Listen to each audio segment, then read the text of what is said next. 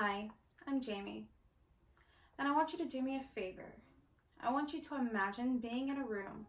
You're looking around and nothing looks familiar, not even the man sitting next to you.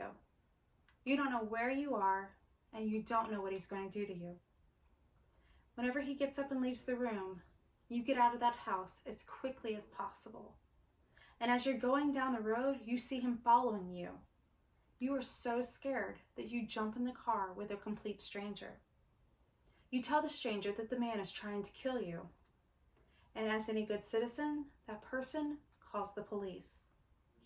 Once the police catch up with everyone and question everybody, they find out that that man that you were so scared of and that you thought was going to kill you is your husband of over 60 years.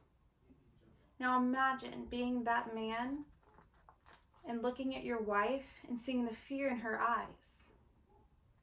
I don't have to imagine this because these people are my grandparents. And we have been living with my grandmother's diagnosis of Alzheimer's since 2012. In fact, 1 in 3 seniors 65 and up have been diagnosed with either Alzheimer's or dementia. So there's a good chance that someone in your family has it or you know someone who does. Alzheimer's is the 6th leading cause of death in the United States. In 2014, 5 million Americans were diagnosed with Alzheimer's.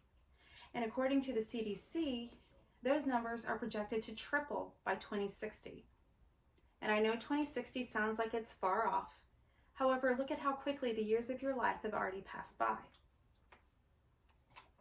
There are certain risk factors when it comes to Alzheimer's that increase your chances, such as hereditary, age, and if you have high cholesterol or high blood pressure.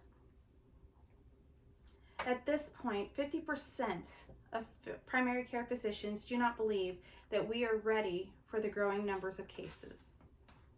And in fact, if you were to take the entire population of Miami-Dade County, which happens to be the largest populated county in Florida, every 17 out of 20 people would be diagnosed with Alzheimer's. Alzheimer's death rates beat out breast cancer and prostate cancer combined. And in Florida alone, we had 121,404 deaths. There are symptoms that you can look for. One of the most prominent symptoms is memory loss. This is not just the memory loss where you forgot your milk, you forgot where you put your purse or your keys, because right now you could retrace your steps and find your purse or keys, or you could just get the milk at the next grocery run. This memory loss disrupts your daily routines. You also lose functions on how to work numbers, so you can no longer do anything with money. You can't tell time. You can't even bake your favorite recipe because you don't know how to use the measuring cup. You have vision problems. You have spatial issues. You get confused with place and time. You may go somewhere you've been plenty of times before, but nothing looks familiar. Now, Alzheimer's symptoms progress very quickly. So when you get into the late stages, that is when you will notice that the person has trouble speaking at all. They have trouble swallowing, so they need help with feeding or drinking. They are not able to control their bathroom usage, and they even have trouble using their limbs and leg function. Right now, there are clinical trials out there trying to find a way to test antibodies when it comes to amyloid protein. Those clumps of protein in the brain cause plaque. The plaque in the brain keeps your nervous system from communicating.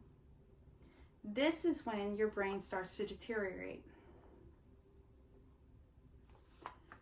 While you're young, you could start exercising regularly, have good heart health, and healthy eating habits.